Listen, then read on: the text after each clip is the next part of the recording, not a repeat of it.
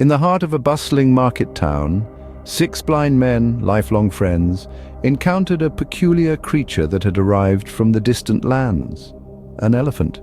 This was no ordinary day. The market was brimming with an unusual sense of excitement and infectious energy that was impossible to ignore. The 6 blind men were no strangers to the market's cacophony. The symphony of bartering voices, the clattering of pots, the rustling of silk, and the aroma of spices mingling with the smell of fresh produce were all familiar. Yet today their senses detected an anomaly.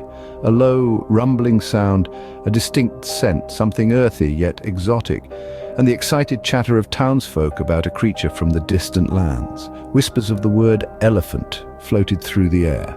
It was a word they had heard, but a creature they had never encountered. The elephant they knew was a magnificent beast that captured the imagination of poets and the attention of kings. It was the subject of many a tale that had traveled across the desert sands, over mountains and through dense forests to reach their town. The blind men were intrigued. The elephant was right there in their town, causing such a stir. They approached the elephant, their hearts pounding with anticipation. Their world was one of touch, and touch was the tool they would use to meet this fascinating creature. Their fingers, so accustomed to the rough textures of the market produce, the worn fabric of their clothes, and the familiar faces of each other, were about to embark on a journey of discovery. Intrigued by the whispers and the town's uproar, the blind men decided to experience this exotic creature using their sense of touch. Little did they know this encounter would lead to a debate that would echo through the ages. One by one they approached the elephant, each touching a different part of its vast body. First, there was the blind man who felt the elephant's tusk, cold, smooth and sharp. It was like nothing he had ever experienced before. "Ah, this creature is like a spear," he concluded, his hands tracing the pointed form of the tusk. His perception, limited by the scope of his touch, painted a picture of a creature both formidable and fierce. Next, another blind man ventured forth, his hands landing on the elephant's trunk. Long, flexible and strong, it moved with a life of its own, snaking around his arm. "No, it's not like a spear at all," he disagreed. "It's more like a snake, alive and writhing." Then came the third blind man, his hands falling upon the elephant's ear. It was broad and thin, fluttering lightly under his touch. "You're both wrong," he declared. "This creature is like a fan spreading out wide and flat."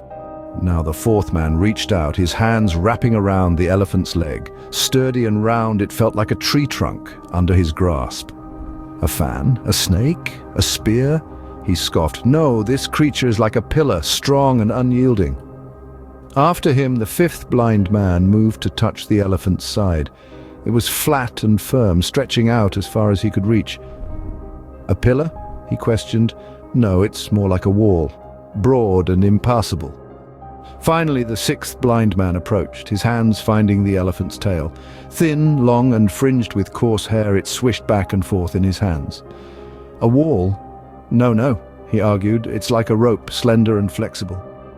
Each blind man, limited by his own perception, could only understand the part of the elephant he had touched. None of them could see the whole, and so each interpreted the creature in his own way, based on his limited understanding and experience. Each blind man was certain of his own interpretation, convinced that he alone understood the true nature of the creature.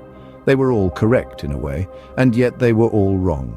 For the elephant was not a spear, nor a snake, nor a fan, nor a pillar, nor a wall, nor a rope. It was all of these things and none of them. It was simply an elephant. Having explored to their heart's content, the blind men gathered to discuss their unique experiences. And so the stage was set for what would prove to be a heated debate, each man certain of his own truth, yet all of them blind to the whole picture. As they shared their interpretations, a heated debate ensued, each insisting his perception was the most accurate. The first man, who had felt the elephant's side, declared with the utmost certainty, "The elephant is like a great wall. It is broad and immovable, with a rough texture that can withstand any force." With a conviction as solid as the wall he imagined, he dismissed the other's opinions as mere folly. The second man, who had grasped the elephant's tusk, argued vehemently against this. "You're mistaken," he retorted. "The elephant is like a spear. It is long, pointed and sharp. It is an instrument of battle, not a passive wall." His words were as sharp as the spear he envisioned, piercing the calm air with his unwavering belief. The third man, having touched the elephant's trunk, couldn't help but laugh at their arguments. "Both of you are wrong," he snorted. "The elephant is like a snake. It is long, flexible, and it moves with a life of its own. It's nothing like a wall or a spear." His voice slithered through the air, echoing his conviction in his own perception. Meanwhile, the fourth man, who had felt the elephant's leg, shook his head in disbelief. "You're all missing the point," he stated firmly. "The elephant is like a tree. It is strong, sturdy, and immovable. It's neither a wall, nor a spear, nor a snake." His words grounded the conversation, like the roots of a tree, but they also fueled the fiery debate. The fifth man, who had touched the elephant's ear, sighed heavily. "It's like a fan," he murmured quietly, "broad, flexible, and capable of creating a breeze." "Your descriptions are all far too rigid." His words fluttered through the heated air, adding yet another layer to the disagreement. The sixth man, having held the elephant's tail, simply remained silent. He listened to the escalating arguments, his own interpretation burning in his mind but unspoken. The debate grew louder and louder, each man firmly entrenched in his belief, their friendship strained. A wise old man, having observed their quarrel, approached the group offering a resolution. This man, weathered by the sands of time, yet rich in wisdom, stepped forth from the crowd. His eyes, gleaming with understanding, bore into the blind men. He had observed their squabble from afar, and now he sought to bring harmony back to their discord. "Ah, my friends," he began, his voice soft yet firm, "I see you've discovered the elephant, but alas, it seems you've only grasped parts of it." He paused, letting his words sink into the minds of the blind men. He continued, "You who felt the elephant's side, you're right, it's indeed like a wall, and you who touched the trunk, correct again, it's like a snake, but you're not entirely accurate." The blind men listened, their heated argument momentarily forgotten. "And you who felt the tusk, yes, it's like a spear, and the one who touched the leg, indeed it's like a tree, and you who held the tail, correct, it's like a rope. And finally, the one who felt the ear, you're also right, it's like a fan, but again your understanding is incomplete." The blind men, once so assertive in their beliefs, now fell silent, absorbing the old man's words.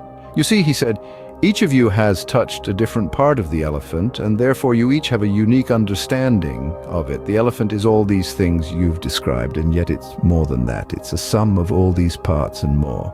And so, the blind men learned a valuable lesson that day, one that would mend their friendship and change their perspectives forever. They realized that their individual experiences, though valid, were simply parts of a much larger, more complex whole. They learned that the truth, like an elephant, is vast and multifaceted, and that understanding it requires humility, open-mindedness, and the wisdom to see beyond our own limited perceptions. In this simple yet profound tale, we find a lesson that transcends time and culture. The story of the blind men and the elephant serves as a metaphorical mirror, reflecting back to us a universal truth. It reminds us of the importance of looking at a situation in its entirety before forming our judgments. Each blind man, in his limited perception, was convinced that his understanding was the absolute truth. But in reality, they were all touching upon fragments of a larger truth, a truth that could only be understood by seeing the whole picture. This tale thus beckons us to question our own perceptions, to understand that our view of the world is shaped by our experiences and biases. It urges us to approach situations with an open mind, to seek understanding before jumping to conclusions, and above all, to embrace humility in the face of the vast expanse of what we do not know. So, dear listeners, next time you find yourself in a heated debate, remember the blind men and the elephant, and ask yourself, are you seeing the whole picture or just a part of it?